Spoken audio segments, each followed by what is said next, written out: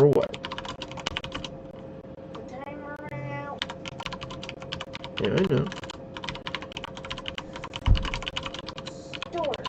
I'm going to. I have to start my live stream. Get everything set up so that I can come read you a story.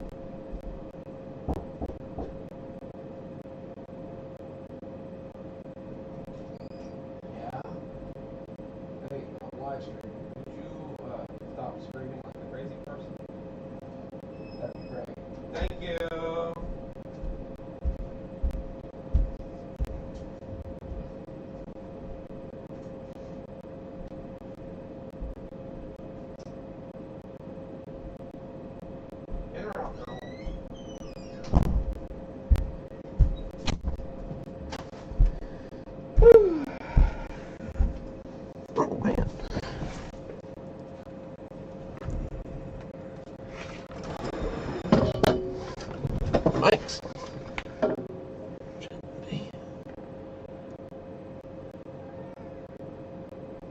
Guess the mute button doesn't work.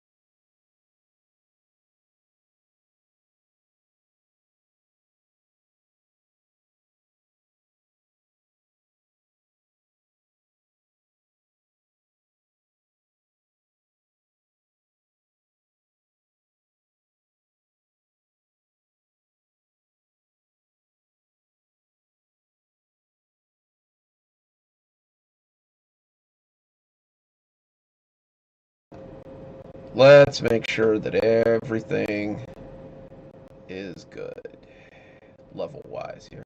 Hey everybody, how's it going?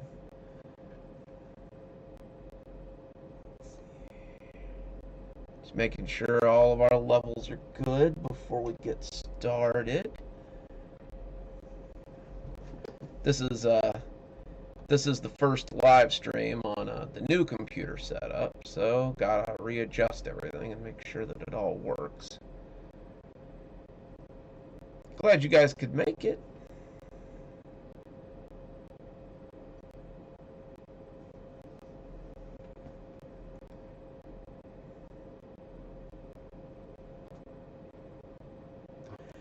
So tonight we're gonna do something a little bit different. I see some discussion on it. Yeah, I think we're gonna like vote in between parts so that I gotta plug my phone in so that we can get different outcomes and stuff. If it's something that you guys like, I might do some more of them. I don't know. Just kind of playing around with new ideas right now. You know, everybody likes to keep. You like to keep the channel a little bit fresh. That way, it doesn't get boring or anything. And I like keeping it fresh for you guys. You know, that way, you never quite know what's going to go on the old Dr. Plague channel there. Let me get situated here. All right. So how's it going, guys? You guys doing all right? Hanging in there? Hello, Blondie and Kevin and the Burnt Page and Sylvia and Bad Wolf. And I think that's everybody. If some more pop in, I'll say hi to them too. But we'll give some people a little bit of time to come on over. But hopefully you guys are enjoying the new content and stuff. I think Monday is gonna be the last part of the Bright Access stories because I know you guys have been looking forward to an ending on that one. Thanks, Bad Wolf. It's good to be live again. I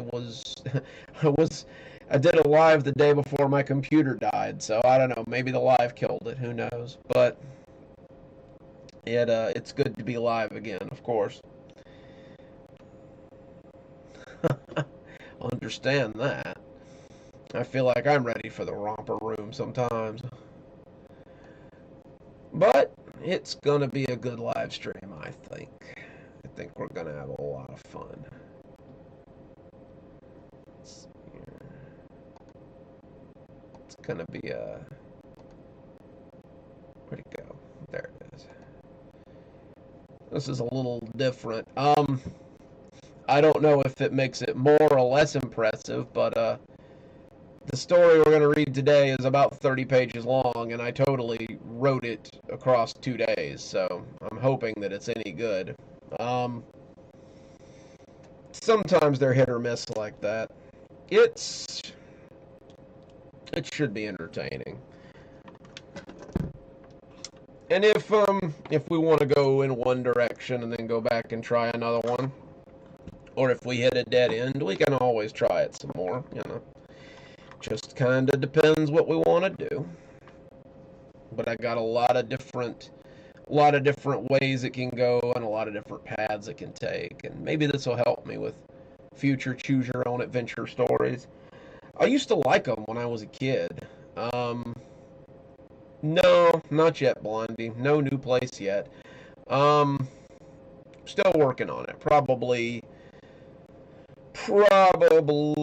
July, probably June-ish or July. I'll unveil the new place, and you guys can see my new office and my new studio, and it'll be really cool. And I'll have more room, and everything won't seem so clustered, and I won't be doing my work behind a bed sheet because I'll have actual sound reducing foam up and everything. But so that'll be fun. I wish I could figure out how to how to how to make the thing go by a little faster. I know there's like a 30-second delay in between in the live stream. I wish I could figure that one out. Hey Chris, no, you're just on time. Of course, Nancy. Of course. I've been playing around with the idea for a while, like thinking about, you know, doing my own choose your own adventure. When I was a kid, I really liked them. Like I had read a few in I can't honestly remember what the series was called, but they had a bunch of them. Like there were some space adventures and some horror adventures and some things like that. And I used to read a few of them. I liked it when Goosebumps did it too. Like I'd read a few of the Fear Street Choose Your Own Adventures, which were usually really good. And I've been thinking about playing around with the idea of doing it for a while, but I've never really committed to it. Is it crackling? Hang on. Sometimes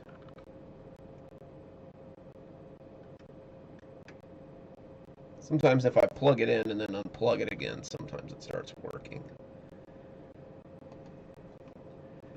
Let me make sure that it is what is selected as well.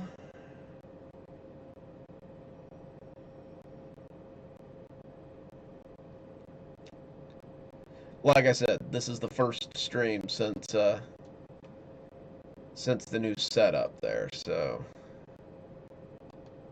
sometimes it's okay. That might be a little better. I don't know. We'll see. Hang on. Okay, yeah, there's the problem. It was picking it up from the webcam, but it it hadn't really quite done it yet. There we go. That should be a little better now. Oh yeah, Sylvia, moving in the summer. Not a lot of fun, but it will it will be uh it will be a lot nicer. What you are hearing is my brand new beast of a computer over here that I built. Um, Check this puppy out. He's nice. The problem being there is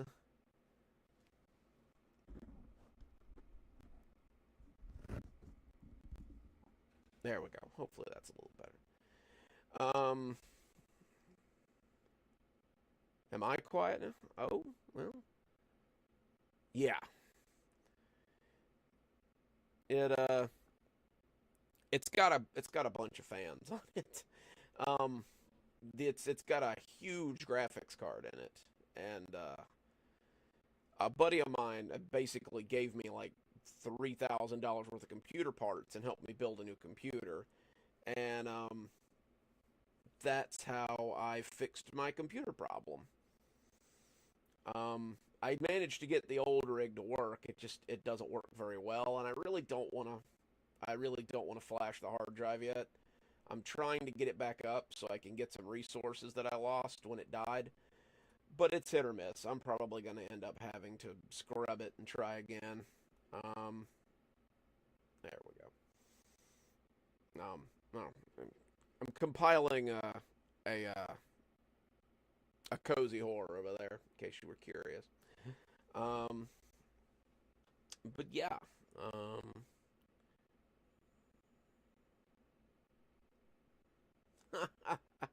I would love to, Chris, but unfortunately, you need you need some kind of agent for that. I've thought about it. Um, oh yeah, absolutely, Blondie. He's like one of my best friends. We used to work in the prison together, and he's a great guy. I appreciate the hell out of him. Otherwise, I'd never get new computer parts because he upgrades his computer a lot, and he's a very generous guy. I love him to death. He's a good dude. Um, but yeah, no, I've got a couple of series that I'd love to move over to Netflix or Hulu or Paramount Plus or just about anywhere, honestly. I can't remember who does it, but they've done such a good job with Stephen King's Castle Rock series. I'd be honored to be on the same network as old Stevie K there. Um, but yeah, that's that's what's going on. In about a month or two, I should have a brand new place to record from, and we should have probably a better space. It should definitely be better. Um, I'm planning to put the computer tower somewhere else so you won't hear the fan as often. I may even break out my old laptop so I have a setup just for live streams and things and when in recording. That way the fans aren't as much of an option. Because this thing's great, but the problem is I had to upgrade to Windows 11 to make it work. And Windows 11 won't use any of my movie makers. So that's great. Hang on. Let me. There we go. That might be better. I had turned the sound down because I noticed I kept flicking over into the red. Um, Again, I have to reset a lot of these since I had to swap over. I was getting ready to hey doggone, by the way, I forgot to say hi. I was getting ready to go live today, and then I remembered it's like, okay, I gotta click on Streamlabs to. Oh yeah, shit, I don't have Streamlabs yet, so I had to go download Streamlabs because it's amazing what I'll get ready to do, and then I'll just forget that I don't have it anymore, and I have to go get it. Um, but yeah, it's starting to come together. The setup's really starting to come back. So before too long, it'll be like business as usual. Um, but anyway, no, Windows 11 won't run either of my Vegas movie makers. Um,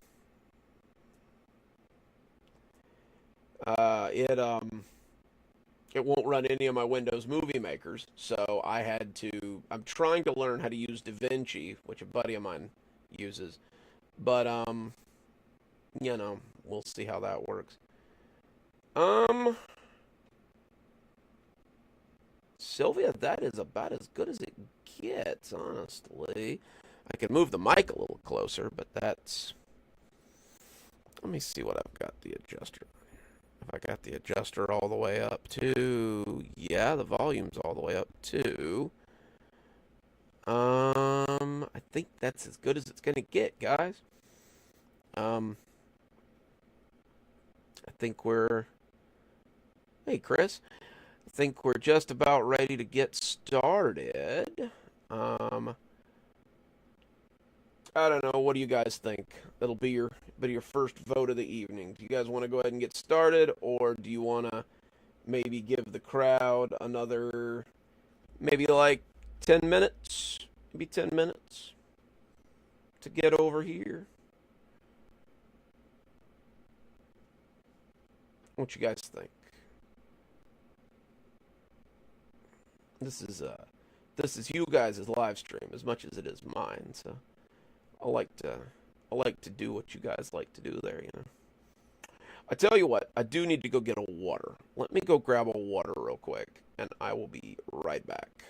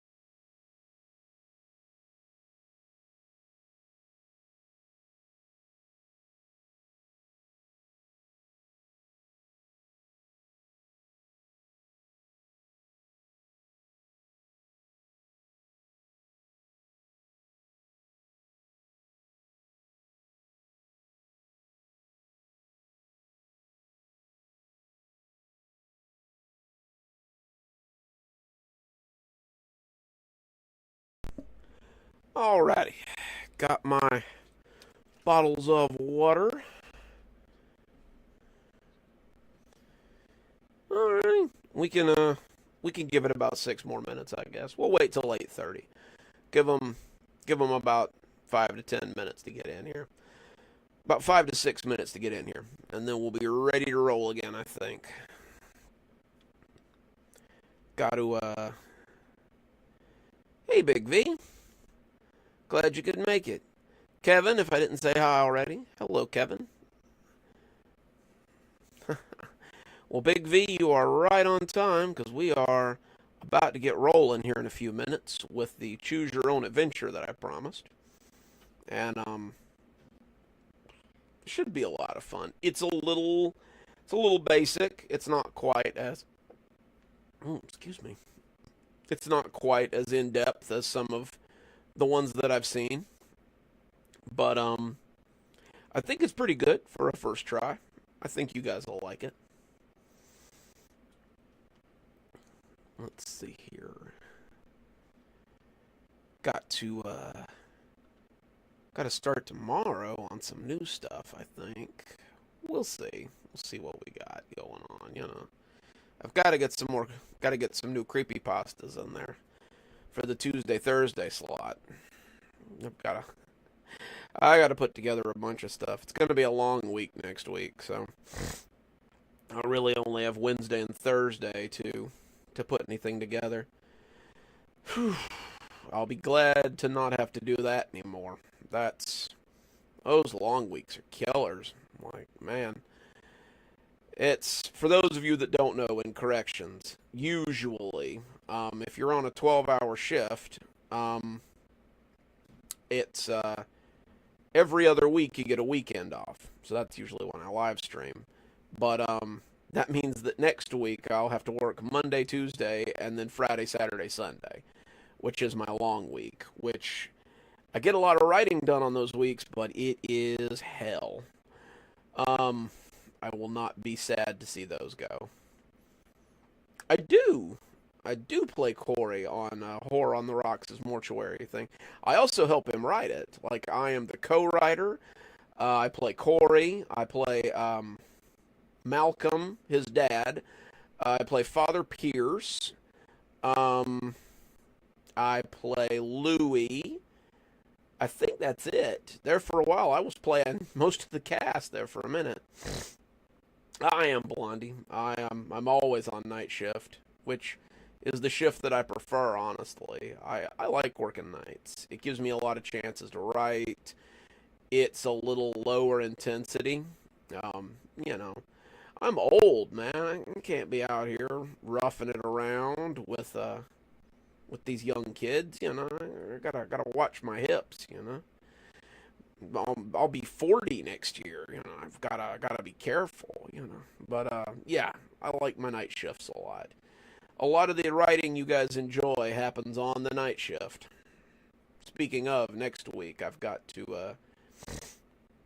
gotta get a little bit more ahead. I think it's mostly going to be short stories next week that I work on. I need to get some short stories in the can. I need to work a little more on this new series I'm working on too about people in Kashmir. Not like people that you may have heard of. It may just be random people, but there may be some familiar faces in there. I wanna write more stories about the sheriff and about the graveyard, and I've got something with a diner, and I want to write about the newspaper that exists in Kashmir and all the little places that add window dressing to the town. And I just, I think it's going to be cool. Eventually, that's what I want the Wednesday story to be, is just, random stories from Kashmir. And then I'd like to do the creepypasta little stories, but I'd also like to do maybe up you guys to like 2 short stories a week on Tuesday and Thursday. Really just kind of stretch it out a little bit. I don't know. We'll play around with the lineup and see how it works. But I think it's gonna be cool. The succubus lady? I forget. I've never actually met any of them. Like we just send in lines. She's very good though. Like she does a good job at what she does. I'm assuming you're talking about Victoria because she's the one that gets voiced on there the most. I know that Little Ball of Giggles is the one that plays Tyler's girlfriend, Sarah or Sarah. It's got 2 A's in it. No, it's got 3 A's in it. Sorry, Saraah. Sarah, I guess is how you pronounce that. I know that's Little Ball of Giggles. I cannot remember who plays Victoria, but I think she also voices Talia. Um, well, thank you. Um, it is a very recognizable voice, being that it is both nasal and terrible. So you probably picked right up on that. He told me I think it might be Jay's wife. I think you might be right. He drags his wife in sometimes, like I do mine. I need to get Susan in more often. I've been talking about getting Cody in here to do some voice work. He's my oldest son. He graduates this year. Talking about getting him in to do some voice work. I just haven't gotten around to it yet. He's a busy guy these days. But yeah, there should be a lot going on the channel. There should be a lot of cool things coming up. Eventually, I've got to put some time aside so I can proofread the first draft of the Dollar General Beyond book, the Douglas Gage Beyond Savings book, so that we can get that out at the middle of the year. I know you guys are looking forward to that.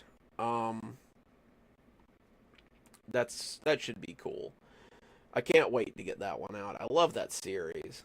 My wife. But yeah, I can't wait to get that one out. I know I'm looking forward to that. My editor has been steadfast in reminding me that I need to get on there and do my edits so that we can go into second draft. But yeah, it's gonna be a big year for the. I know the year is almost half over, but it's gonna be a big year for the channel. I think.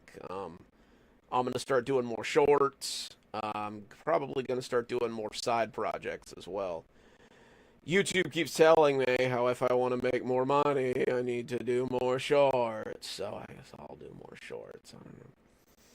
I don't really like shorts. I don't think they... Let me rephrase that. I like to consume YouTube shorts. I just don't like to do them. I think they take away from my medium sometimes. But, you know, I will sit there and doom scroll them for hours because I like trash. I don't know. Well, I think we are as good as we're going to get. So let's go ahead and read Masterson Manor, a choose-your-own-adventure horror. Now, the way we're going to do it is when we come to a choice, we're going to pause for a minute, and I'm going to give you guys time to vote. There'll be, you know, it'll be short, little one-answer votes. So just get your votes in as quick as you can, and we'll say, like, the first one to get to, I don't know, say the first one to get to 5 votes or the first one to get as many votes, to get the most votes. Well, that's what we'll go with. So we will proceed. Masterson Manor, or Masterson House, sorry. I should have called it Masterson. No, it's Masterson Manor now. We're going to call it Masterson Manor. Leave it to Joseph to lead us on a wild goose chase. He had promised the 4 of you a camping trip in the Appalachian countryside. But when he came with no tent and no sleeping bag, you suspected he might have other ideas. Corey and Angie had brought enough hiking gear to make up for it, and as you and your group headed into the woods, you wonder where the campsite is. After a few hours of hiking into the dense woods without a trail marker or a sign for campsites anywhere, you start wondering what exactly you've gotten yourself into. You ask Joseph where you're going, but he just says it's a special place, and you'll love it once you get there. Corey and Angie seem to be having a good time. Corey is watching the birds as he walks, adding to his bird book every chance he gets, and Angie keeps scooping up berries from the nearby bushes, which she shares around to everybody. The weather is mild, and summer has yet to settle in with its hot fingers. As afternoon begins to slip into As afternoon begins to slip into evening, however, you begin to become interested in finding a place to bed down for the night. You ask Joseph again where the campsite is, but he's still being very tight-lipped about it. You suspect that this is one of his usual tricks, but you're committed now, and it's too late to turn around. Just as the dusk begins to settle, you see your destination. The house should have been a wreck, but appears to be as pristine as any house you'd seen on the way to the place you left your vehicle. It's a 3-story beauty, one of those houses you'd expect to see in a 90s sitcom about family values, and it's just set here in the woods. The forest has yet to reclaim it. Even the ground looks like it might be maintained. You almost laugh as you spot a small sign neatly printed that says, "Stay off the grass," and it seems very out of place. It's surreal seeing it like this, and Joseph spreads his arms wide as he proclaims that this was the place that you would be camping. You ask what sort of camping the 4 of you will be doing inside a house, and he tells you that it's less camping and more staying in one of the most haunted places in the state. You ask him to elaborate, and as you set up the tent outside the house and build the fire, Joseph tells the story. Let me check our chat here for a minute.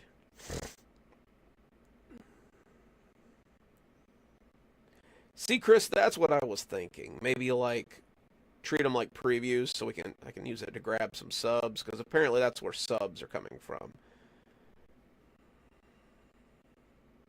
That's a good idea too, Big V.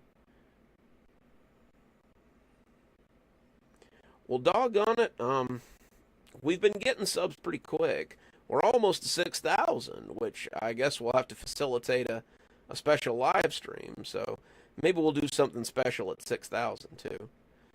I'm looking forward to seeing it in print too, Sylvia. It was a really good series. All right. If you guys are just joining us, this is Masterson Manor, a choose your own adventure horror story. So have a seat. The choosing is very close. This is the Masterson House. Old Man Masterson, the guy who used to own the whole 50-acre tract out here, built this house for his wife so she would have a getaway from the hustle and bustle of the big city. Legend says that when she discovered he had a mistress, she lured him out here and tried to kill him. They say... Hang on. I'm not sure why. Hold up.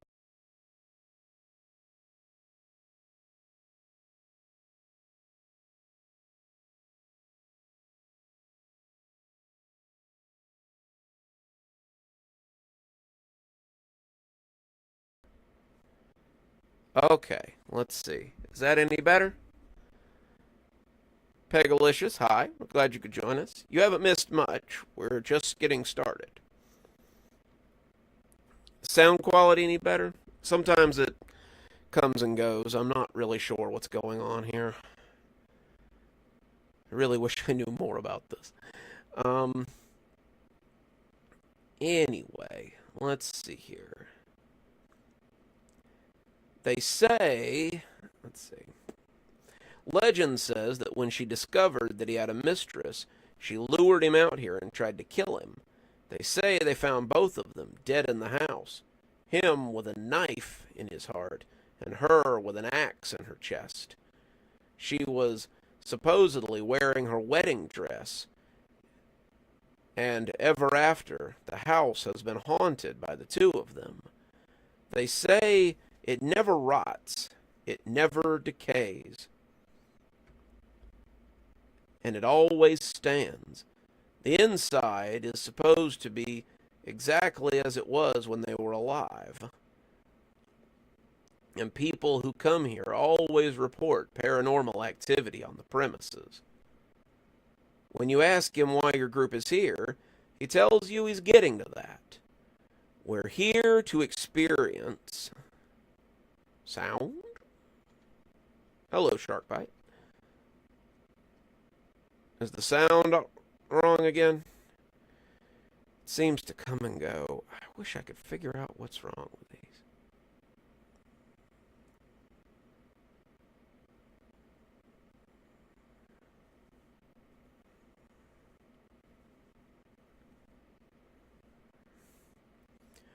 I'm really not sure why. Hang on a second.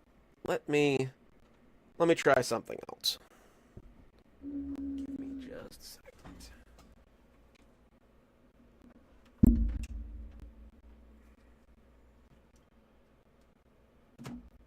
Sometimes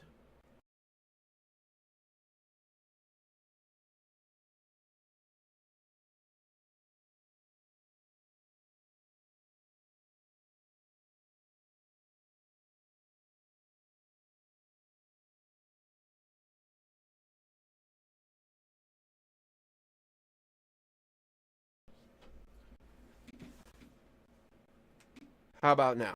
Any better? I have it on a splitter cable against the wall. But sometimes if I plug it directly into the computer, it works a little better. How about now? Any better? Let's see. Big V, we'll catch you on the next one, man. I understand early work. But yeah, I'll leave some links in the description for the books. If you want to pick some up. Hey, Lou.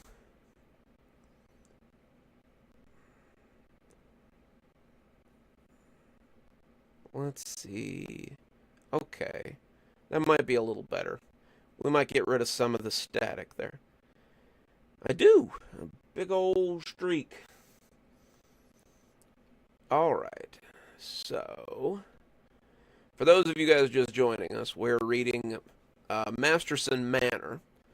I know I said Masterson House earlier, but, you know. I can't leave one.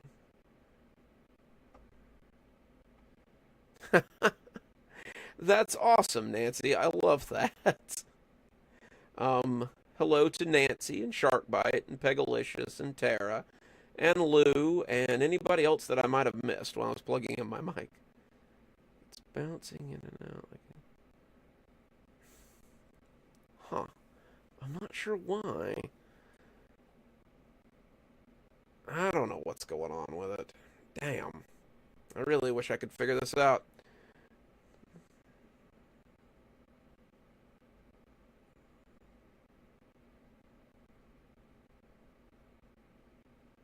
Damn, Lou, that sucks. Alright, let's get back to it, I reckon.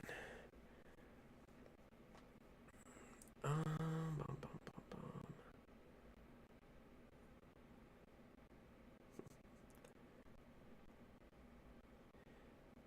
When you ask him why your group is here, he tells you he's getting to that. We're here to experience this paranormal activity for my blog. I want to document some of it and bring my findings back to the web. Most of them just think this place is an urban legend, but I want to get some real proof. So yeah, I tricked you guys into coming out here to help me document it. But I don't suppose you'll hike out after dark, so why not help me? With little else to do, your group decides to stay the night on the grounds, but just for tonight. The consensus is that if Joseph wants to stay here longer, then he can do it by himself. So you all begin to set up for dinner. Joseph talking into his recorder as he details the house, and as the sun begins to set, you notice something strange. You aren't quite sure, but the longer you look, the more definitive it becomes. There is a light on in the attic. Joseph seems to have seen it too, and he says that it appears it's time to explore the house. Angie and Corey don't really want to, deciding to stay out here and camp, which was what they came to do in the first place. So Joseph asks you to accompany him inside to help. So, we've come... Maybe, I don't know, it might be overmodulated. So, we've come to our first choice. Let's cast our votes. Do we stay outside or go inside? I'll give you guys a few minutes to cast your votes.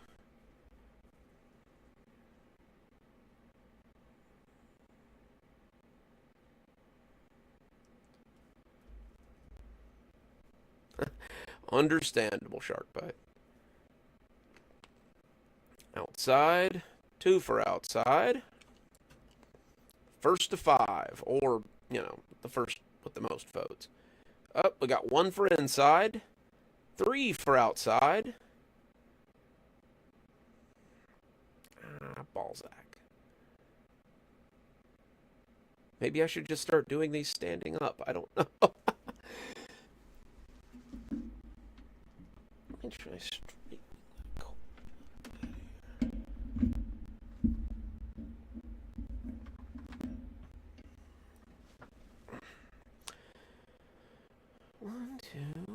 3. We're almost at a dead heat here. So far, the outside has got it.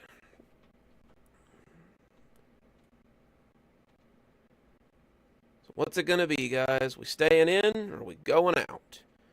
There's 4 for outside. Are we going inside or are we staying outside? Sorry. That's 4 for outside. Or no, nope, still 3 for outside. I'm going to give it another little bit to see what we can get.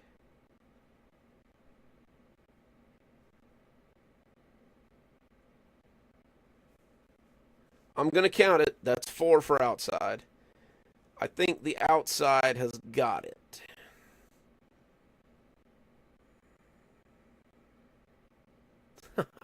You should always go strap, doggone it.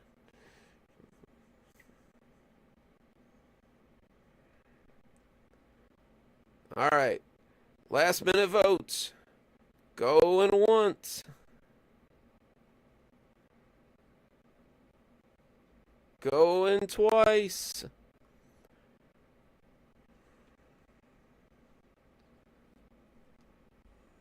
Looks like a 4-3 on staying outside.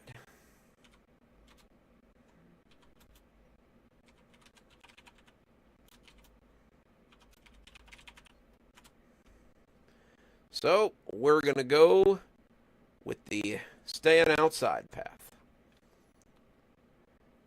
Alrighty, so. My goodness, Dad.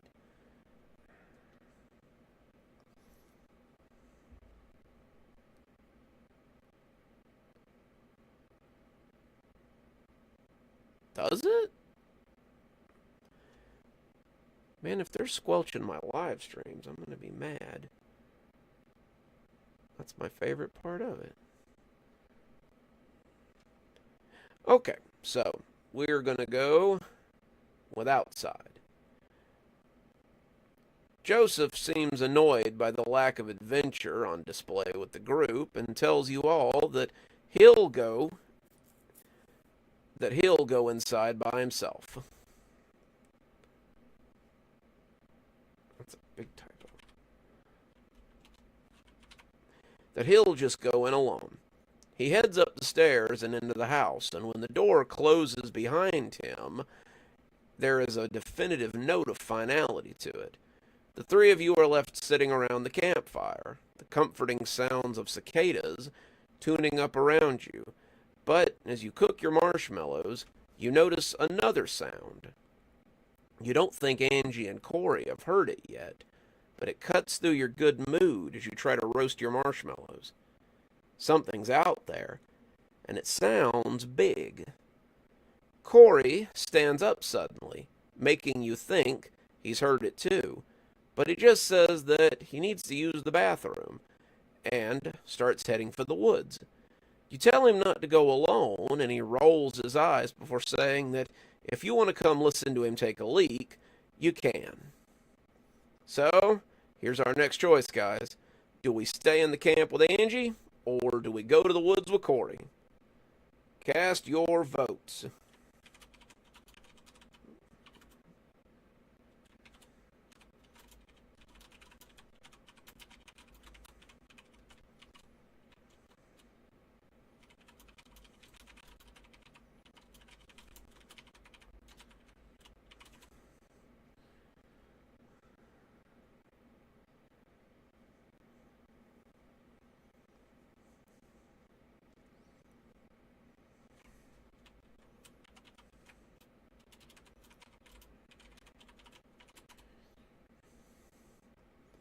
All right, we got 1 for woods and 1 for camp.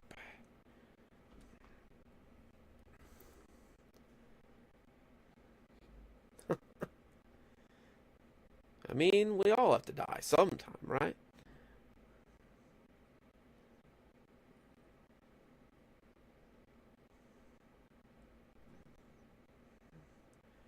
That's 2 for woods and 2 for camp, 3 for woods And 3 for camp.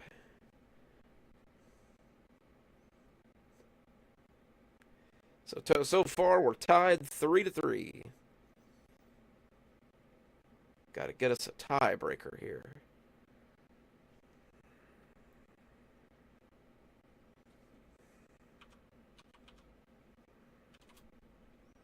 Oh, we got 4-3. 4 for camp, 3 for woods.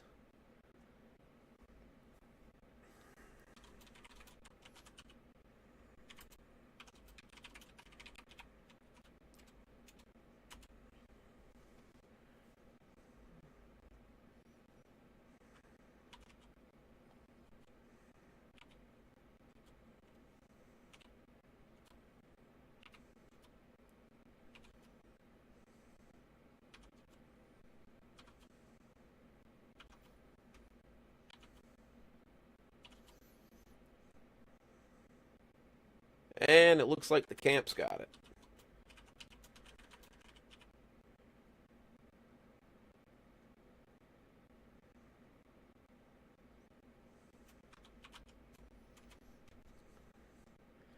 Okay, so we're going to stay in the camp, it looks like.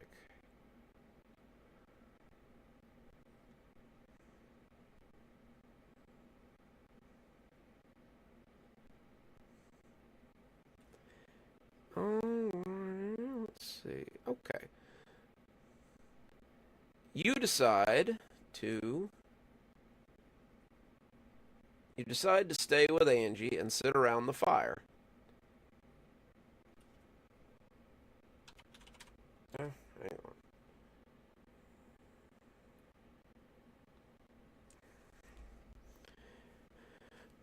People keep texting me. Dang it. Anyway, you decide to stay with Angie and sit around the fire. As you sit roasting marshmallows, you begin to hear the loud crashing footsteps in the brush again. God dang it, people. Anyway, you begin to hear the loud crashing footsteps in the brush again. You hear that too, right? Says Angie. You tell her that you do, and as you look around, something suddenly breaks from the woods. It's a large man, his face looking ghastly in the moonlight, and he's swiping a hatchet at you as he screams, "Keep off the grass!" Angie screams, and the two of you break and run for the house. "What about Corey?" she yells, but there's no time. The door opens to invite you in, and as you run through it with Angie right behind you, it slams shut with a sound of finality. The lights come on inside the mansion, surprising you both, and you see the house in all its glory. Something catches your eye as you glance behind you, wanting to bar the door, and you see Corey come jogging up. He's calling out for the two of you, and as such, he doesn't notice the dark shape behind him. The two of you pound on the glass, trying to get his attention, but the door won't open, and he can't seem to hear you. Pegalicious said it's exactly like a choose-your-own-adventure book. As the man with the burned face takes his head off in a single swipe, he disappears back into the woods, leaving Corey dead on the lawn. Bum, bum, bum.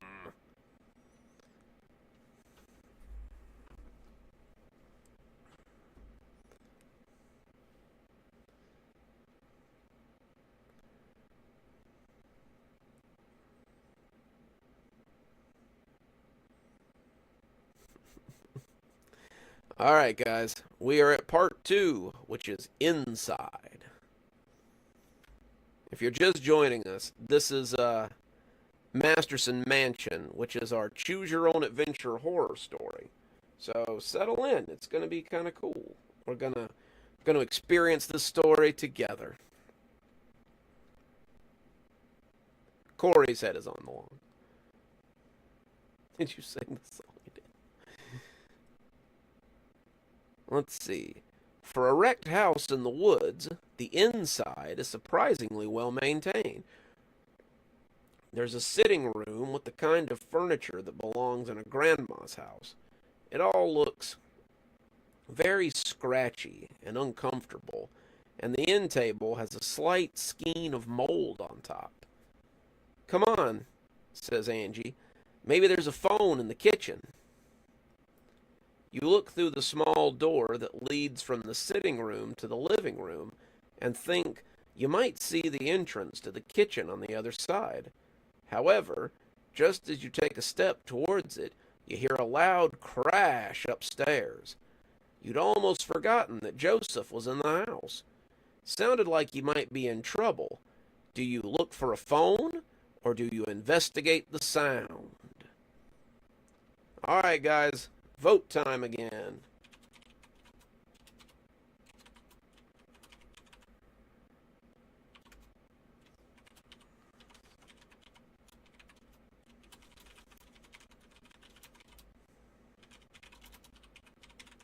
So, do we go upstairs to look for Joseph, or do we go to the kitchen to find the phone?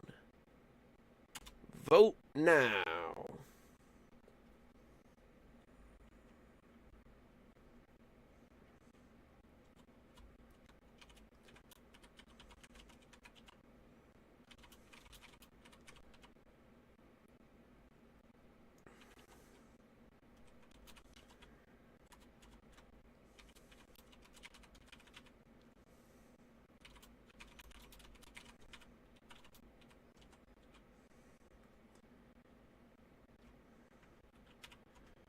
Okay, let's see. Da, da, da. One for upstairs, one for kitchen, two for upstairs, two for kitchen,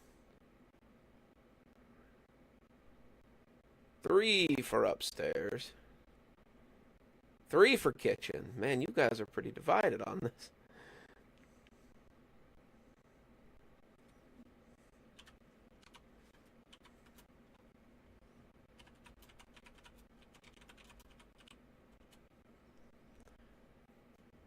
I'm going to put some of this in chat because I know it's up to date and like the stream is being a little slow.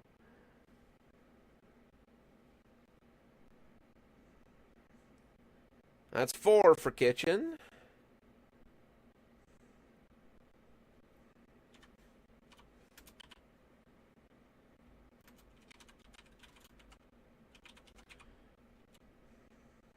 Up.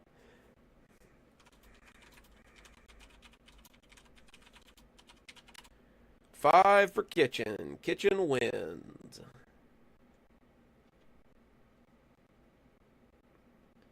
Alright, so you guys wanted to check on the kitchen to see if there is a phone.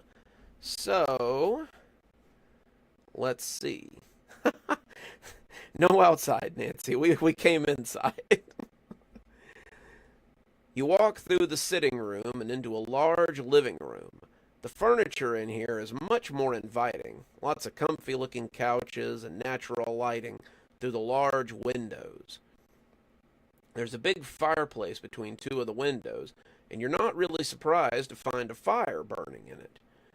There are bookshelves everywhere, and the books on them look like they were just minted the day before. Huge leather tomes sit beside paperback penny dreadfuls, and you can tell that Mrs. Masterson was clearly a reader. The books aren't going to do a lot of good now, however, and you can see the kitchen through the living room. I'll hang back and make sure no one creeps up on us. You go have a look in the kitchen for the phone, Angie says. The kitchen is one of those imposing edifices that always seems to come with rich people's houses. Near the wall sits a huge stove, big enough to service an entire restaurant, and across from it is a drop sink that you could probably take a bath in. The islands, plural, are set up with cutting boards and cutlery that seems to be waiting for dinner time. There are no lights in here, or they've gone out, unlike the rest of the house. To your surprise, there's a phone, and when you pick it up, you find a dial tone.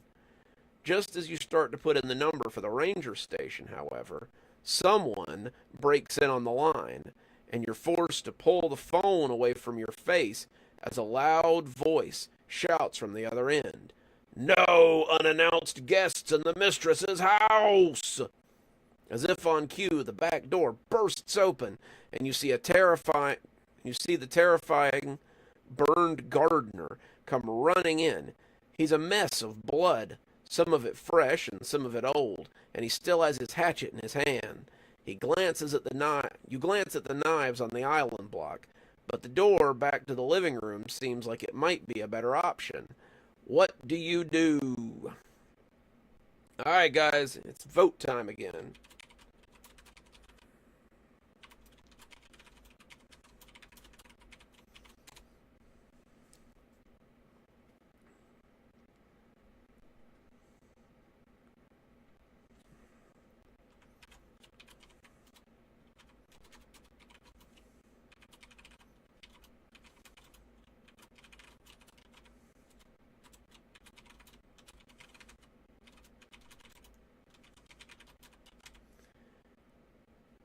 Oh, we got one for fight.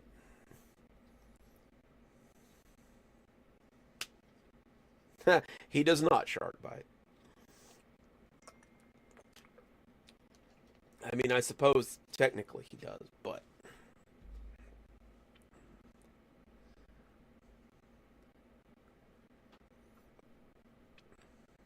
uh, Kevin, I don't know what that is. We got one for fight, one for flight. Blah, blah. Blondie, are you for fighting or against fighting? I'm not sure.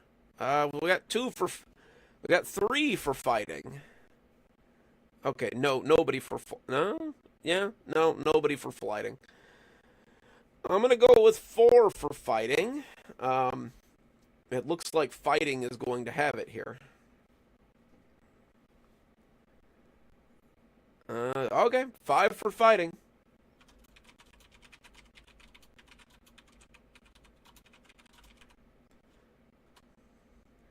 All right. So, looks like you guys are gonna fight him. Fight. You. I'm supposed to say draw. You draw out one of the big cutting knives and hold it shakily in your hand. Shakily. He has you backed against one of the counters already, and he's so big that it would be impossible to get around him. You stab him, but it goes right through him, as if he might be a ghost. This information won't do you much good, however, as he plants the axe directly in the side of your neck. You sink to the floor and bleed out. Your last image, that of him stalking after your friend, who has remained obliviously in the living room. So, you're dead. You have died.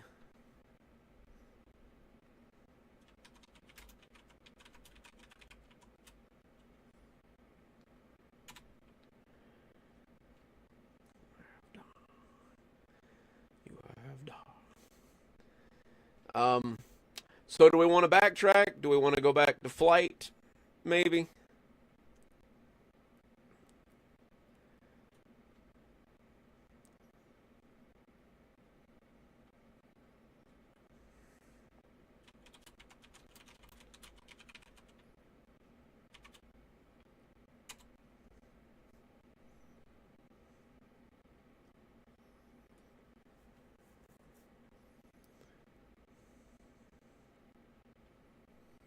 What do we think, guys?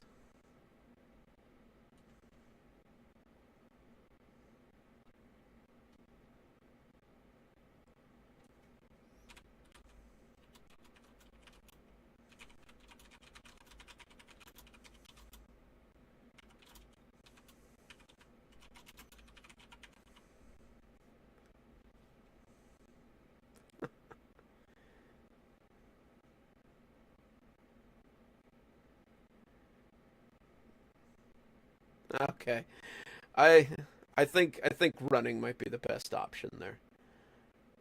Let's see. Okay.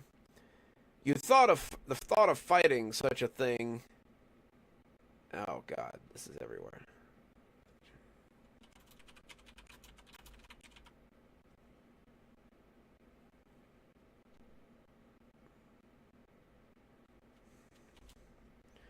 The thought of fighting such a thing as this leaves you shaking, and your only option seems to be to run. Oh my God, I've never been this popular, I swear.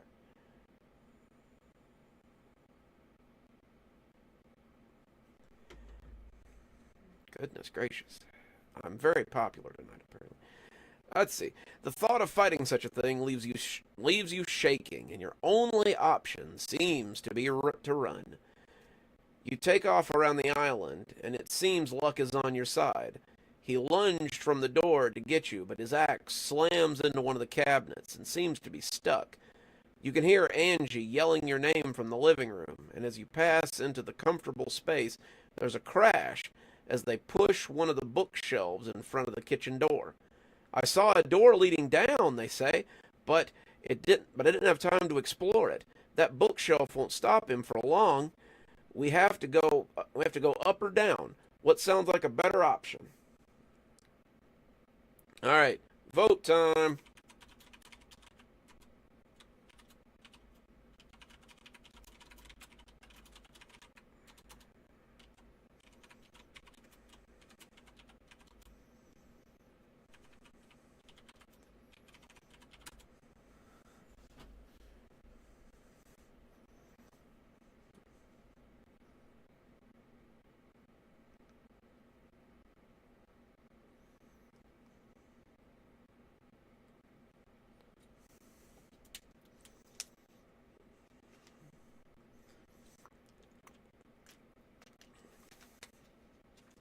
Oh, he got one for upstairs.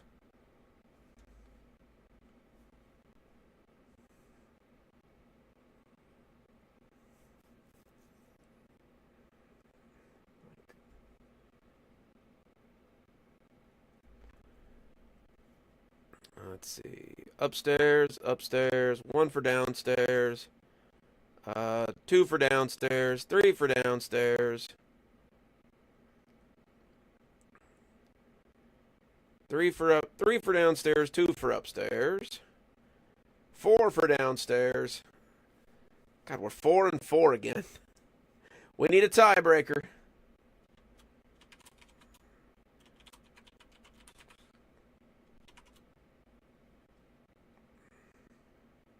Oh, no.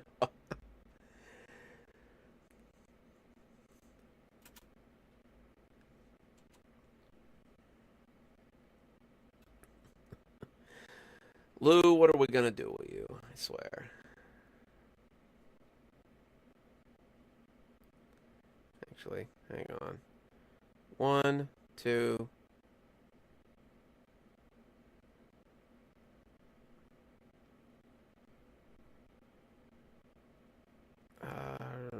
Okay, that's 5 for down.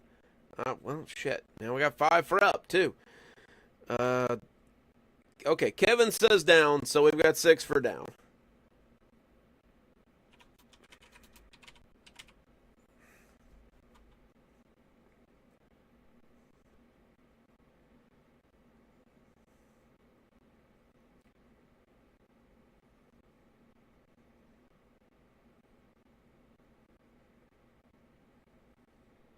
I swear I have never been so popular. Okay, so we got 6 for down.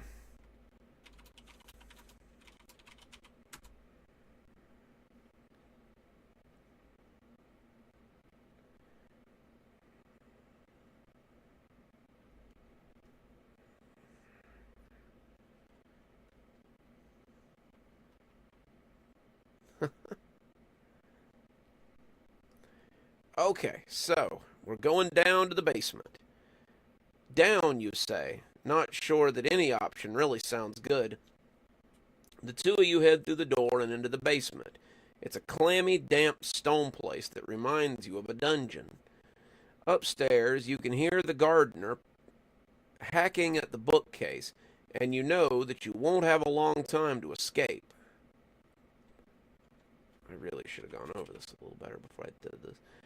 There is no door down here, but there are some windows up near the top. If you can get through one of those windows, you might be able to escape. They are high up, though, so you know it's going to take a boost to get you up there. You can hear the gardener finishing with the bookcase upstairs, and you know you don't have a lot of time to spare. You'll either have to hide or get Angie to boost you up. So, vote time again.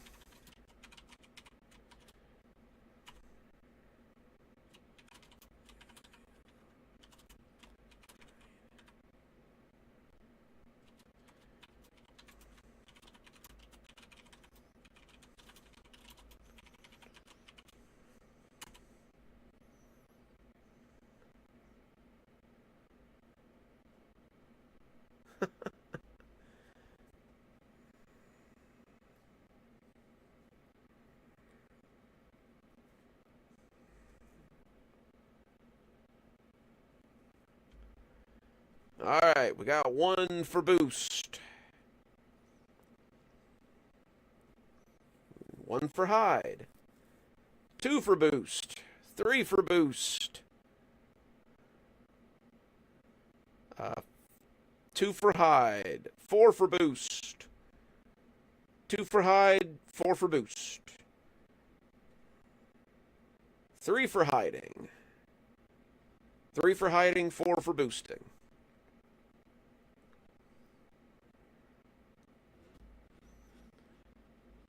Cast those votes, guys. We're gonna get this.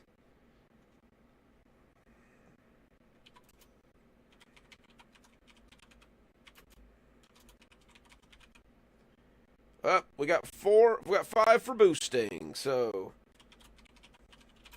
boosting wins.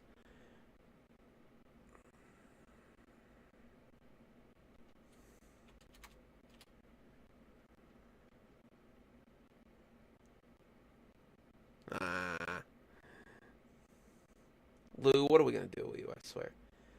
Quickly, Angie says. I'll give you a boost. Angie boosts you up to the window. But the latch is stuck.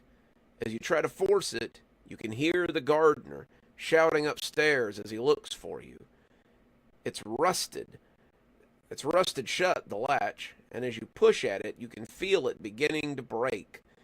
You keep shoving at it, rattling the window and making a lot of noise, and as the latch gives way and breaks apart, you can hear the doorknob. You can hear the doorknob creak as he pushes it open. God mighty. You can feel the window give way, and as the cold breeze hits your face, you slide out onto the tall grass outside. You turn around and reach for Angie, but as you look down, all you can see is them cringing against the wall as the gardener makes a run for them. You pull away from the window, not wanting to see what happened to them, and deciding it might be better to make a run for it. So that gets you to ending number 1. You guys found a secret ending. Look at that. Yay! You run into the woods afraid and constantly looking over your shoulder. You spend most of a week wandering in the woods, sleeping under trees and eating berries that you find and eating berries as you try to find spring water to drink. Eventually, you're found by the rangers and they take you to the station and get you some help. You try to tell them what happened at the Masterson Manor, but none of them believe you. That's just an old folk tale, they say.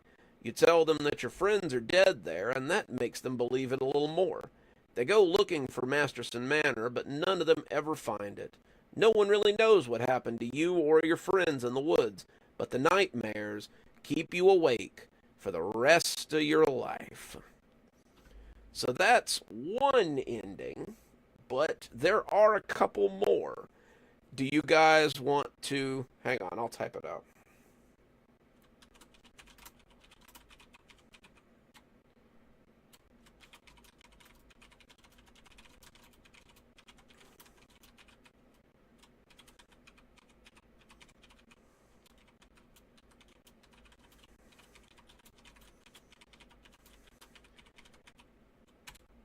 Do you guys want to go back to the beginning or to the boost or hide choice? because we're not very far in as of yet. But that's just one ending. There's a lot of different endings that we could go with. But I'll let you guys pick. If you want to go back to the beginning, we'll go back to the beginning. But if you want to go back...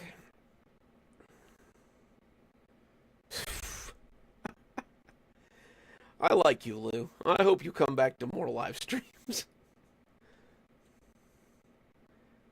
Okay, so that's 2 votes for Back and Hide. I assume that's what Lou wants to do. That's what I'm going to go with. That's what I'm going to go with there. Let's see. But what does everybody else want to do?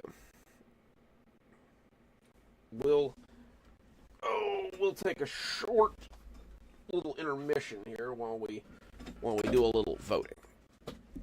Let me get comfy some more.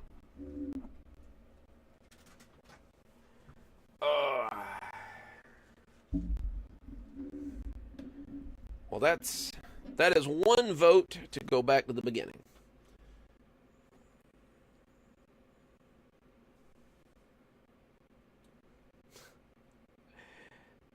I think Lou's got his priorities together. I could get behind that.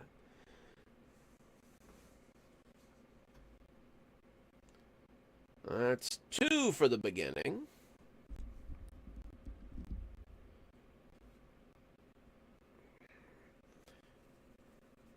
I'm not really sure how I would even record something like this, come to think of it. This is a very different sort of story here. I'm not entirely sure how we would manage something like this, but I'd be willing to try. Like, it's a lot of fun, definitely. Sounds like if most of you guys want to go back to the boost and hide choice. We've got 3 and 2 so far. Any other takers there?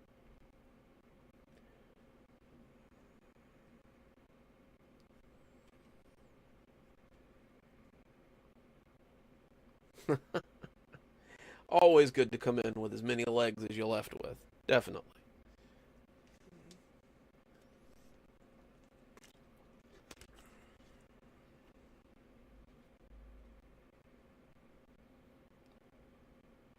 Chickens. I don't think chickens was a choice, Blondie. Chickens is more of a lifestyle than a choice, though.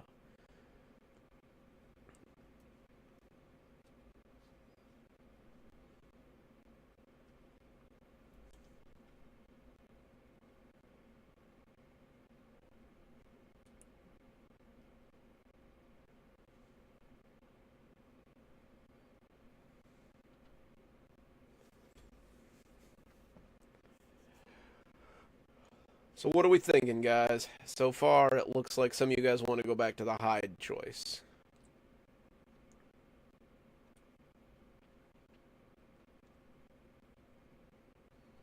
I'm all for that. That sounds good to me. I mean, it's got several endings. You've seen one of the endings, but you haven't seen all of the endings yet.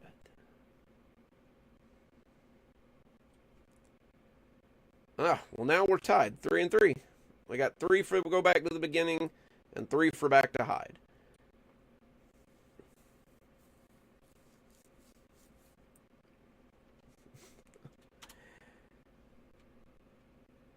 Well, Peg says she wants to go back to the beginning. So, we will go back to the big choice of... I mean, do you guys want me to read the opening again? Like, I can read the opening again. Like, it's not that big an opening. So...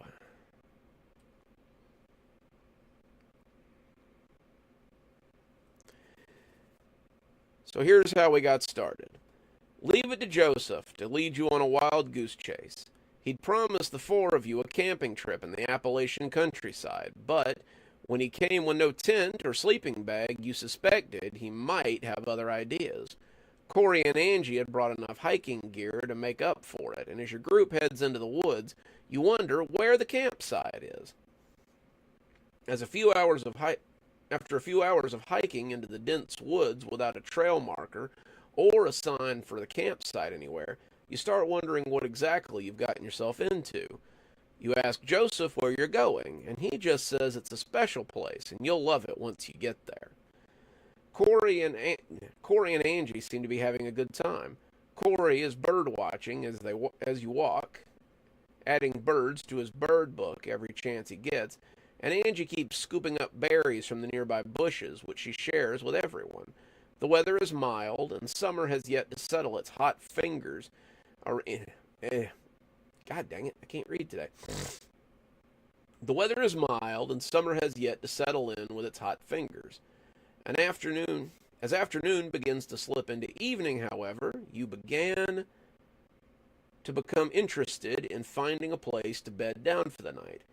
You ask Joseph again where the campground is, but he's still very tight-lipped about it. You suspect that this is one of his usual tricks, but you're committed now when it's too late to turn around. Just as dusk begins to settle, you see your destination. The house should have been a wreck, but it appears to be as pristine as any other house you've seen on your way here. It's a 3-story beauty, one of those houses you'd expect to see in a 90s sitcom about family values, and it's just set here in the woods. The forest has yet to reclaim it, and even the grounds look like they might be maintained. You almost laugh as you spot a small sign nearby that reads, "Stay off the grass." It seems very out of place.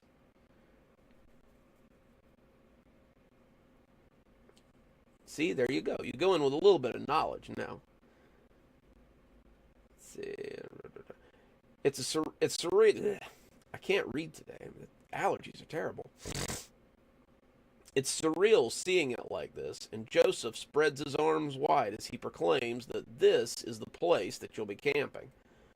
When you ask him what sort of camping you're going to do inside a house, he says it's less camping and more staying in one of the most haunted places in the state.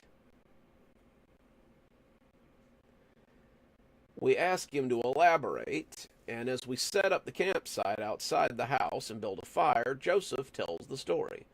This is Masterson Manor. Old man Masterson, the guy who used to own the whole 50-acre tract out here, built this house for his wife so she would have a getaway from the hustle and bustle of the big city. Legend says that when she discovered that he had a mistress, she lured him out here to kill him. They say they found them dead in the house, with a knife, him with a knife in his heart, and her with an axe in her chest. She was supposedly wearing her wedding dress, too, and ever after, the house has been haunted by the two of them. They say it never rots, it never decays, and it always stands. The inside is supposed to be exactly as it was when they were alive, and the people who come here always report paranormal activity on the premise. When you ask him why your group is here, he tells you he's getting to that. We are here to experience this paranormal activity for my blog. I want to document some of it and bring my findings back to the web. Most of them just think the place is an urban legend, but I want to get some real proof. So yeah, I tricked you guys into coming out here to help me document it, but I don't suppose you'll hike out after dark, so why not help me? With little else to do, your group decides to stay the night on the grounds, but just for tonight. The consensus is that if Joseph wants to stay here longer, then he can do it by himself. You all begin to set up for dinner, Joseph talking into his recorder as he details the house, and as the sun begins to set, you notice something strange. You aren't quite sure, but the longer you look, the more definitive it becomes. There's a light on in the attic. Joseph seems to have seen it too, and he says that it appears it's time to explore the house. Angie and Corey don't really want to, deciding to stay out here and camp, which was why they came in the first place. So Joseph asks you to accompany him inside to help him. All right, vote time.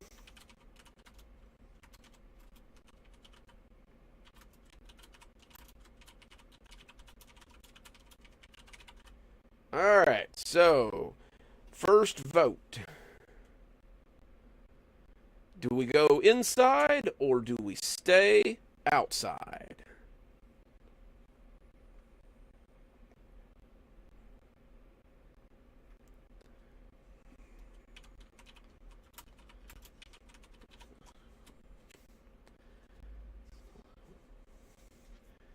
That's 1 for inside. That's 2 for inside. That's 3 for inside. Up. 4. 2 for outside. 4 for inside.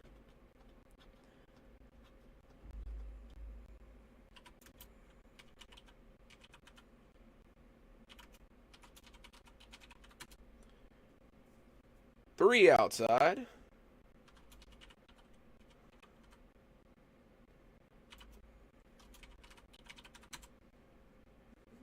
Whoop.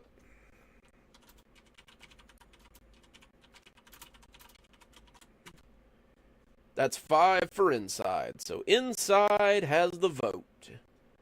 So we'll be going on Joseph's path this time. So let's get it going.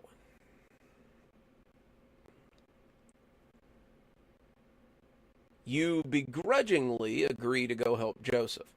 The house looms before you like a gravestone, and as the two of you pass inside, the door slams shut with a note of finality. "Ha! These old places are so drafty," Joseph said, sounding a little rattled, but trying not to show it. Inside, you find not an old wreck, as you had imagined, but a pristine home. The couches look poky in the sitting room, and one of the tables is set for tea. You can see a large room beyond it that leads to a kitchen. It's shadowy in here, the light's not coming on when Joseph flips the switch, but as the sun finishes setting, the fireplace in the living room suddenly comes to life, and you jump back in surprise. "I think we've found the mother lode," he says. "Now let's go about finding that light in the attic." All right, time for a vote.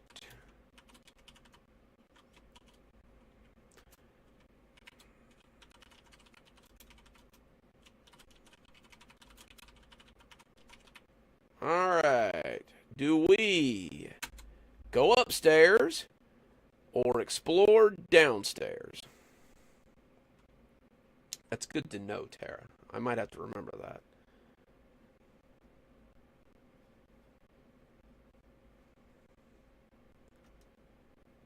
Oh, 1 for each so far.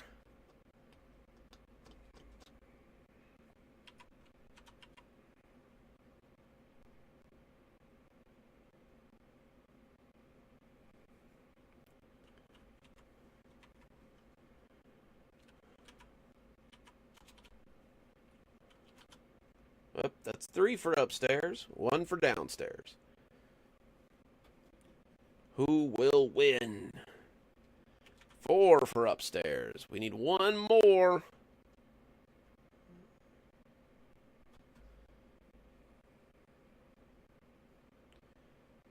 Who's it gonna be? Who's gonna break it here?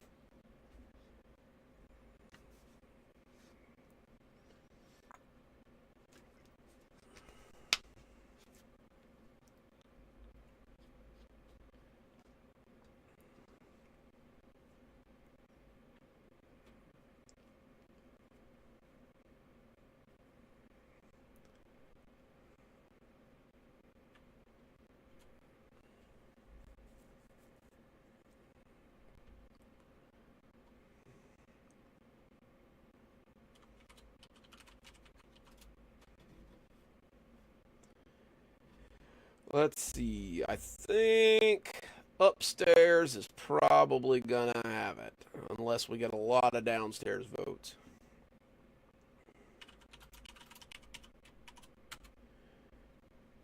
All right. Upstairs has the win. So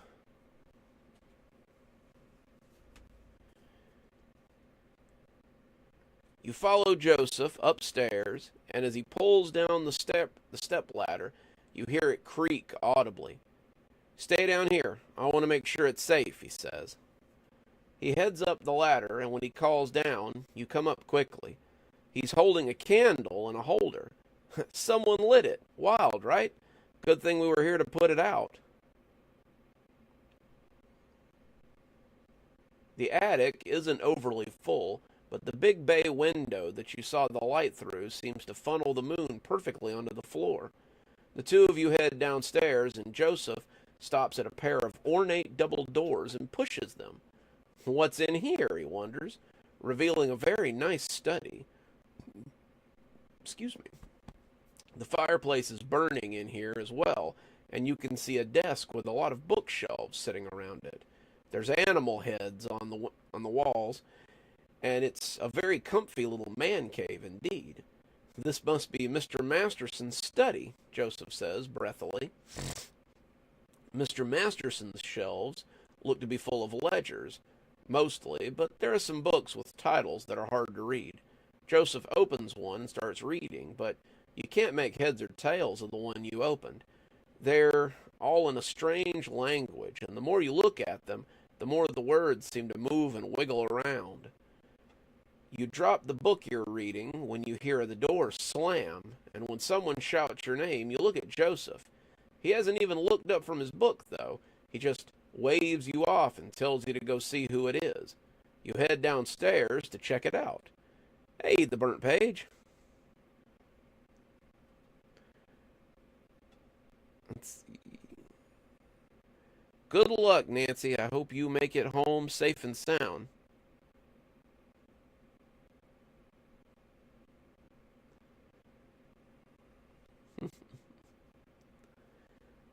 Alright, so we go to the foyer now. In the foyer, you find Angie. She looks a mess. Something tried to get me, she yells. It came out of the woods. It looked like a burned man, and he had a hatchet. I think it got Corey, too. He went to take a pee in the woods, and I... But you hear someone calling for Angie, and the two of you turn to see Corey. He comes jogging up. He's calling out for the two of you, and as such, he doesn't notice the dark shape behind him. The two of you pound on the glass, trying to get his attention, but the doors won't open, and he doesn't seem to hear you. As the man with the burned face takes his head off in a single swipe, he disappears back into the woods, leaving Corey dead on the lawn. What are we going to do? Angie asks. That's when you hear a thump upstairs and realize something has happened to Joseph. Alright, so we go back up to the study. We're back in part 2, the study. If you're just joining us, we're reading Masterson Mansion, which is a choose-your-own-adventure story, so feel free to vote in the comments section at vote time. You and Angie head up to the study and find Joseph slumped on the floor. He's breathing, but he isn't responsive. There doesn't seem to be anything wrong with him, not physically, but Angie starts talking about maybe going to get some smelling salts or something. These old houses always have ammonia or something. Maybe he just fainted. She wants to go look for some and asks you to come with her. Alright, guys, vote time.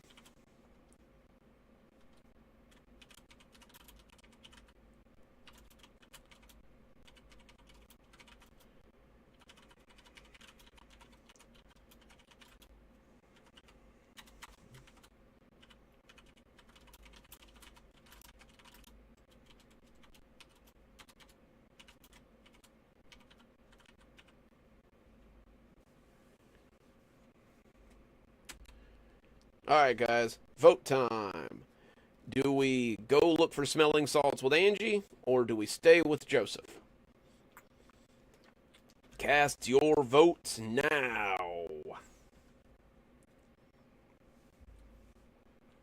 I need some Jeopardy music. I wonder if that's copyrighted.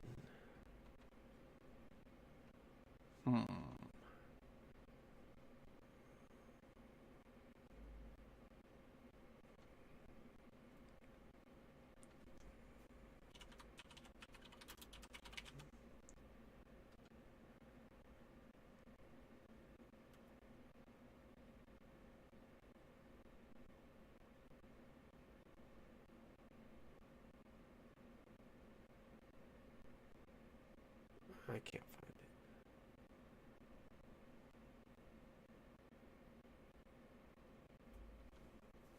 Oh, yeah, there we go. We have a dangerous threat. No commercials.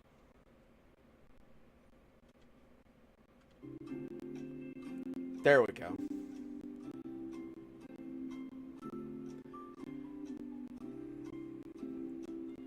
Okay, stay with Joseph. 101.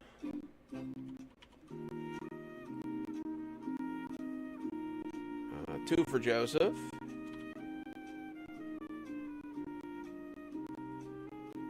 Three for Joseph. Four for Joseph.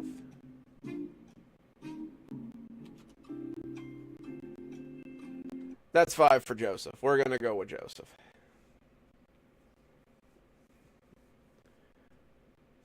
Who is David?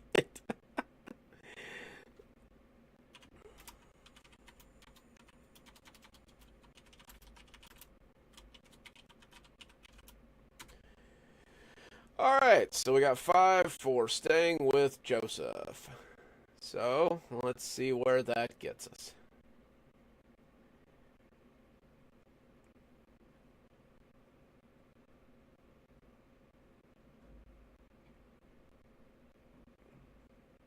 Oh, hey, David. We're reading Masterson Manor, which is a choose your own adventure horror story. So let's see. Okay, so you guys want to stay. Angie seems upset, but understands. I guess someone needs to keep an eye on him. Okay, I'll go look around. Angie goes, and you sit by the fire as you try to get your wits about you. Somehow you doze off because when you come back, Joseph is getting to his feet and rubbing his head.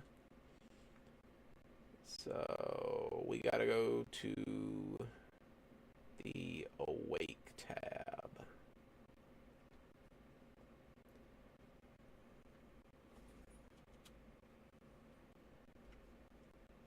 Okay.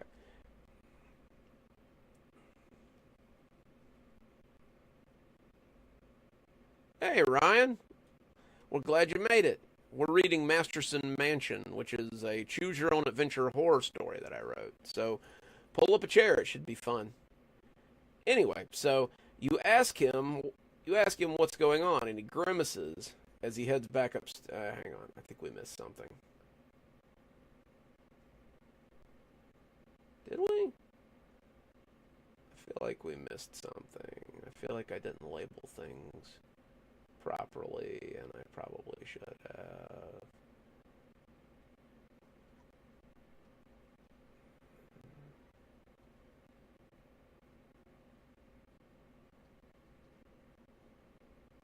Give me just a second, guys.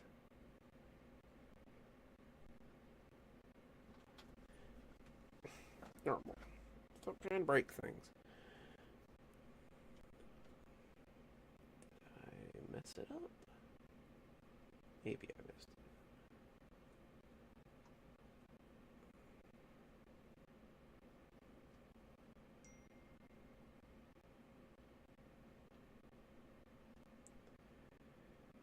You ask him what's going on, and he grimaces as he heads out of the study. Walk and talk. We have to go quickly. As you go back up, as you head out, he gives you.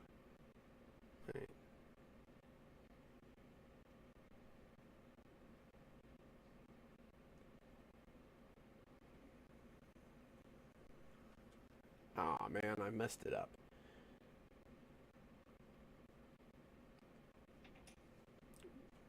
I know I did another part here. Where'd it go?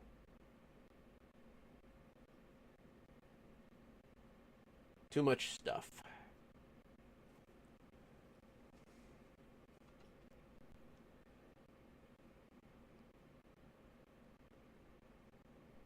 Let's see. He looks up and notices you, smiling oddly. There you are. I'm glad you finally made it. I need your help, and we haven't got a lot of time. He rubs his head. I'm dizzy, but I think I'm feeling better now. There are some open books on the floor, journals and such, but you don't have a lot of time to go over them. You tell him that Angie is downstairs, and he stumbles to his feet as he says the two of you two of you should go get them. We may need some help out there, he confides, and the two of you head downstairs. You find Angie in the living room. They start to tell Joseph what happened since they parted ways, but he cuts them off. And I want to hear all about it, but right now we have to hurry. I've learned some things about this house, and we need to go before sunrise. You ask him why, and he grimaces as he heads back upstairs. Walk and talk. We have to go quickly. As you go back to the study, he gives you an abridged version. The Mastersons, it seems, were very well read. They've become interested in the occult and have become tied to the house after their deaths. Can't read today, sorry. The house kept them alive, sort of, but it also tied them to it, and it fed on anything that came in. If we're still here when the sun comes up, we'll be trapped here, so we need to get out. For that, Joseph said, we need to kill the lady of the house, for good this time. He pulled a knife out of the waistband of his pants and held it up. This is the knife that slew her husband, and if we perform the ritual in this book, it will help us cleanse her from the house. Without its power source, the house should be weakened, and then we can make our escape. You don't stop to question how he's become so knowledgeable so quickly. The countdown has started, and you guys need to get moving. I thought you guys would like the Jeopardy music. Let's see. Now we just need to go. Alright, we're in part 3, the attic. You guys have made it farther than anything. This is great. Okay, so the ladder comes down with an equally as creepy creak as the three of you head up to the attic. It's dark, a lone window casting... Well, thank you, Jennifer. Oh, hello as well, Jennifer. I did not notice you were there. I'm sorry. I was too busy reading. It's dark, a lone window casting moonlight over the floor, and as Joseph sets to work on runes, he tells you what he needs. Okay, so we're going to need 2 things to summon Mrs. Masterson. We need some of her hair, and we need her wedding dress. Joseph looked at the two of you as he crouched over the dusty floor, beginning to make runes and sigils on the hardwood. Hey, CLC. Glad you could make it. Let's see. The hair we can get from her brush, but the dress may be a little more difficult. It should be in the basement somewhere. One of you will need to get it while I prepare the circle. Angie looks at you as if asking which one you'd rather do. So the question is, hairbrush or dress? That leads us to vote time.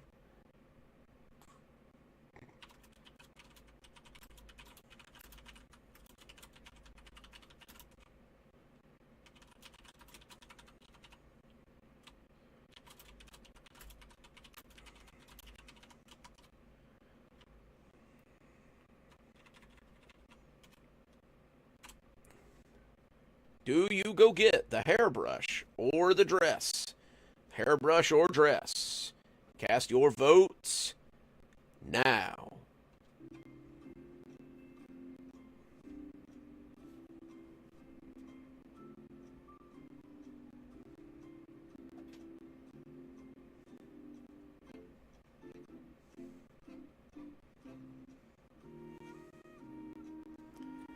I got one for hairbrush.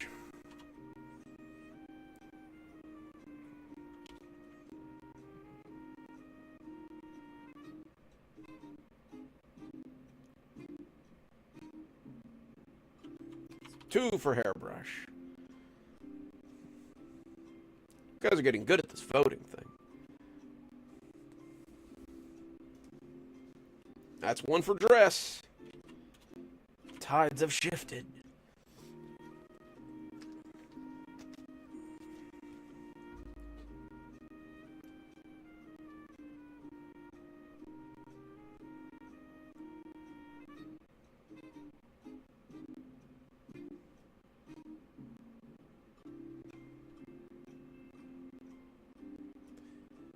The longer I play this music, the more I really hope it's royalty free. Guess we'll find out.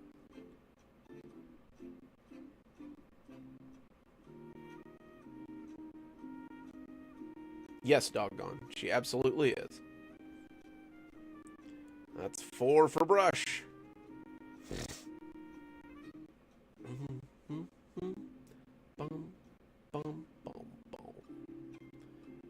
30 seconds, guys.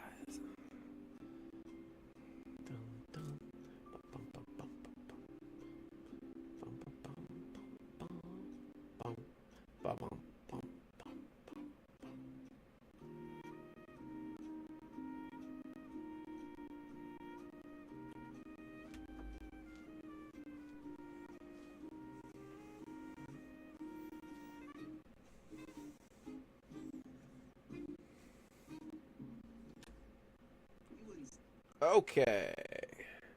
Oh, that makes 5 for brush. So I think the brushes probably have it. So that's what we're gonna do.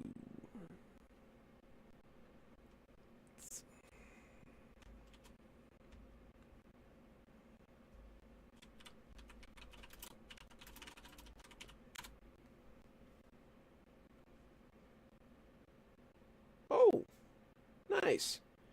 Thank you, 6047, for subscribing. We appreciate it. Anyway, so the vote is hairbrush. So let's see what we got here.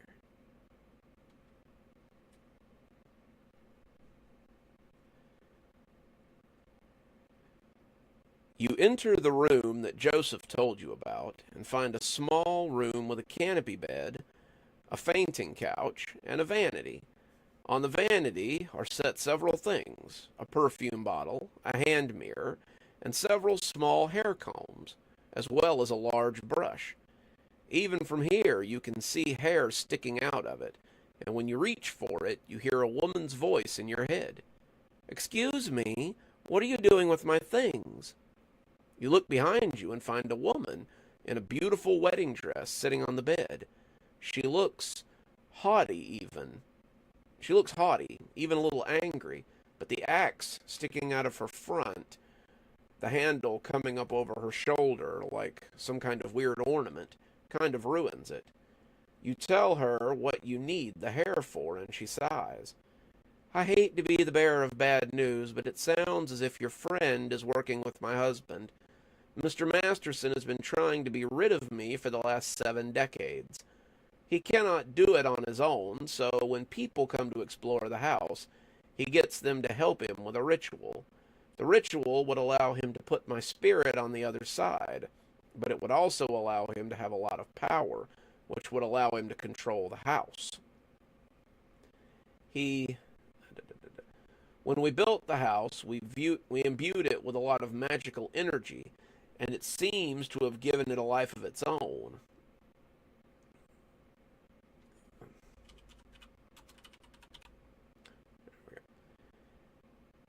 We are its prisoners, but if my husband can complete this ritual, he would take control of the house, and I would cease to exist. I ask you, why not help me instead of him? If your friend is getting the dress, then they should bring the axe too. You could use it to kill him instead, though you would have to kill your friend, who is likely possessed. I'm sure, but I'm unsure whether he would let you leave the house once the ritual is complete or not. So it may be your only way out. Whatever path you choose, I'm too weak to stop you. Without a host, something my husband now has, I cannot interact with the world of the living. Do what you will, mortal, but be wary of my husband and his machinations." She disappears slowly, like an illusion in reverse, and you take the brush to the attic. Now we go on to the ritual. Joseph looks down at the dress, the axe, and the hair that has been taken off the brush. "Marvelous! Now," he said, as he held a little book open, "let's begin." He starts speaking in an old arcane tone. He starts speaking in an old arcane tone as he begins. The floor begins to glow. The dress and the hair start to float. Ooh, nice. Make me some, too. Hit Joseph with the brush.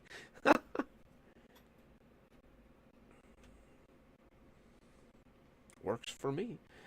As the ritual continues, you can see the dress puffing out as it fills with a ghostly form. And when Joseph turns his back on you, so he can shout his ritual to the moon, you realize that now would be the perfect time to strike. Alright, guys, it's vote time again. So, do we kill Joseph with the axe? Or do nothing, or complete the ritual? Kill Joseph with the axe or complete the ritual? Vote now.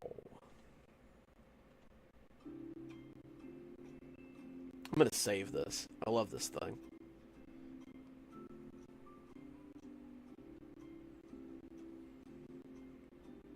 Thanks, by the way, to everyone that came to the stream. I really appreciate your interaction.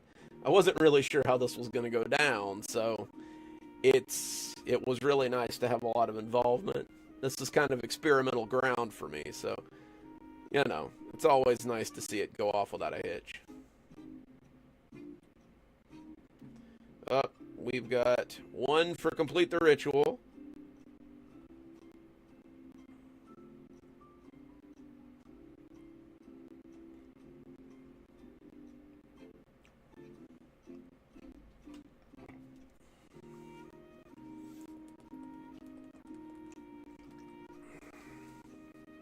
Oh, we've got 1 for kill Joseph.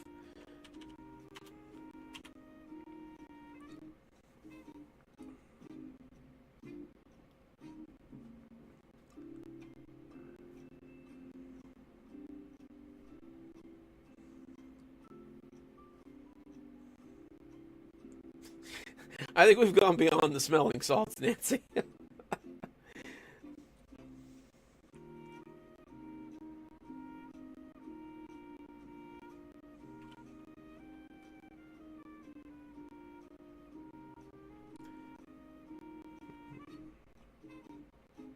Oh, that's 2 for killing Joseph. 30 seconds, guys. Let's get those votes in.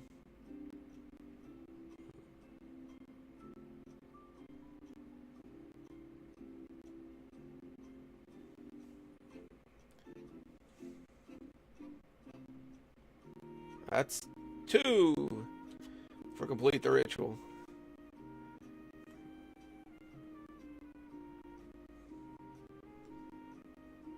It's 3 for completing the ritual. Alright. At this time, we have 3 for completing the ritual and 2 for killing Joseph.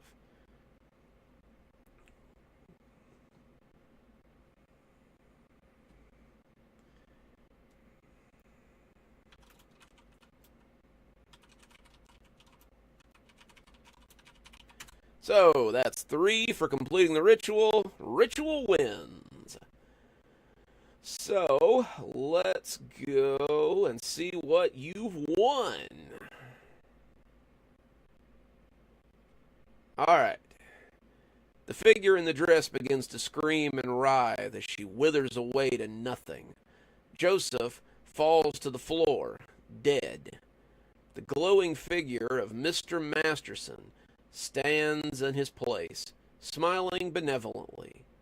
I'm sorry for tricking you, but I do commend you for helping me rid myself of my wife. The two of us were always at odds, even in life, it seems, for the last bit of it. The house was no exception, but without her meddling, I can finally be the master of the house. I wish I could release you. However, ghostly chains descend from the floor, freezing you in place. I would never again see a victim if you went out and began telling people tales. I will make you comfortable inside the house. The Mastersons are generous employers, and since the gardener has decided to be so fond of my wife, it appears I may need some new servants. Now we go to secret ending number 3. You feel your body being drained of its energy, and when you fall into a husk of your former self, you are there to watch as you mummify before your eyes. Your body has been drained of everything, and as it blows away, you are aware that you're not alone. Joseph, Corey, and Angie float along with you, servants to the Masterson House. And as the gardener appears in the circle that held the remains of his mistress, he begins to weep as his torment begins. Go on now. I'll let you decide what roles you would like to take, but be ready. Visitors come from time to time, and if you scare off my next meal, you'll find yourself in the circle with our dear gardener here.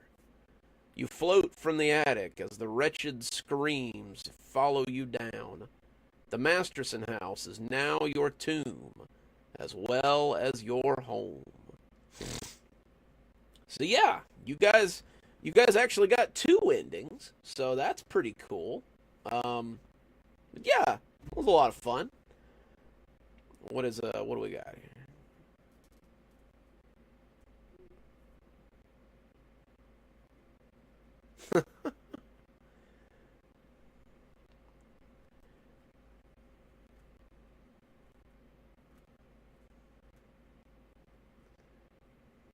Rule 41. Who's dying?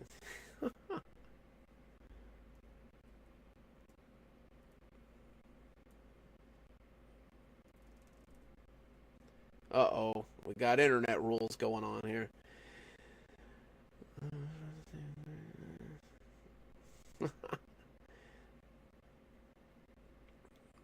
But yeah, that was a lot of fun. I hope you guys enjoyed it.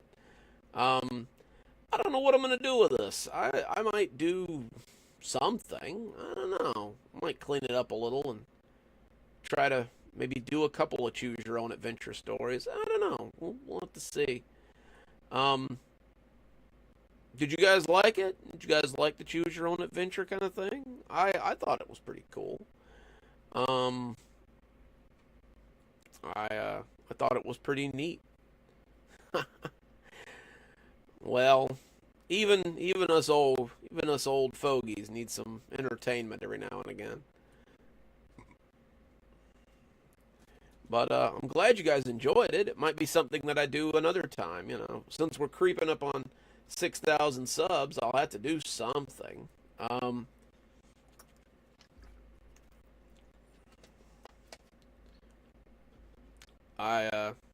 don't know. We'll have to have a really special 6,000 subscriber live stream or something. And again, like I said at the beginning, I've got about a month left before we'll be getting a lot more live streams and such, because I just, my days will be a little freer, and I'll be able to come hang out with you guys on live stream, and you guys can watch me write and stuff, and maybe, I don't know, maybe watch me play Oblivion or something. I don't know. If you guys are into Elder Scrolls games, the new one just came out. Not the new one, the remake of Oblivion just came out, and it's pretty good if you haven't played it yet. I got it on Game Pass because I was not going to spend $50 on it. However, I may later because it's worth $50. I think that's gonna just about do it for us tonight, guys. You guys have been a great audience. I appreciate all the participation. You guys have been awesome. I think Monday we're going to do, I think Monday we're gonna do the last part of the Bright Access series. So look forward to that. That should be fun. At any rate, yeah, I'm glad you guys enjoyed yourselves. I'm glad you guys had as much fun as I did. Some of you guys had way too much fun, it looks like. But yeah, it was a good time. I hope I'll see you guys back for the next one. Having a big live audience is always kind of cool. I'll leave you guys a link to my Discord down there if you want to come hang out on Discord. Oh yeah, I haven't downloaded Discord on this thing yet. Let me see if I can get it on my phone. But yeah, this was a lot of fun. I had a blast. You guys are nuts, I swear. But I love it. I love it a lot. Well, thank you, Tara. I really appreciate that. You guys know I never ask for money, but it's always nice when you guys are generous. I appreciate it. Let me see if I can still squeeze into the... Can I not watch? I really appreciate that. You guys know I never ask for money, but it's always... Oh, I hear what you guys are talking about now. Yeah, there's a lot of cutting in and out on that. I don't know. It could be my internet connection. I pay a lot of money for really good internet, but mostly what I get is trash internet, it seems like. Where is my... I'm going to post a link to my Discord so that you guys can come and hang out if you want to.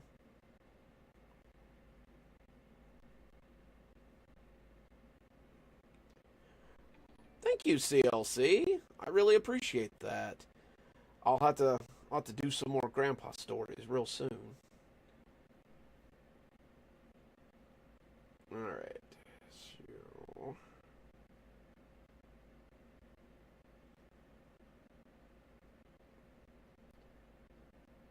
Alright, so that is a Discord link there. If you guys want to come hang out on my Discord. Trying to build a really big community in there so we've all got somebody to hang out with. Like, Blondie comes and hangs out sometimes, and there's a lot of people usually in there. Not a lot, like 2 or 3, but, you know, be nice to have some more people in there. The more, the merrier, so y'all come hang out, you know? Are you guys still fighting about who's older? I swear. You guys are nuts, I swear. But I love you all. You're all a lot of fun. Oh, cool. Sure, you guys come right on in. We'd love to have you. Just trying to make sure that's the right one. Yeah, I think that's the right one. Yeah, I'm pretty sure that's the right one. But yeah, we will catch you guys. I saw that, CLC. Thank you so much. I really appreciate that, man.